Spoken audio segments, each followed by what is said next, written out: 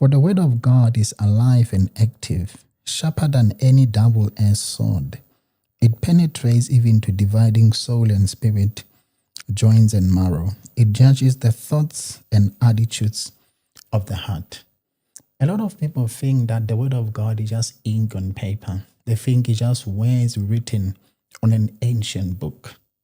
But the word of God is more than that. The Bible says the word of God is alive and active. In other words, when you consume the word of God into you, when you take the word of God and put it in your mind, you are actually consuming living words. You are consuming words that can give life and that have life in them. And that's why when you preach the gospel, the preaching of the gospel is not just an announcement, or it's not just a proclamation of men's traditions. It's actually a release of life. It's actually a proclamation of life. As you preach the word of God, you are preaching the words of life, and whoever receives them receives life into them.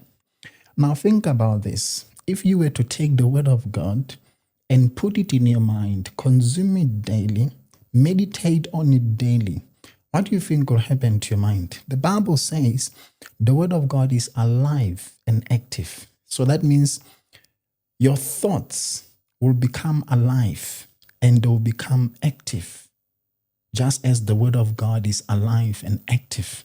And that's why I encourage you to submit yourself fully to the lordship of the word of God. Submerge yourself into the lordship of the word of God, because these are not just mere words. These are living words. These are words that can give life. You need to fill yourself with those words.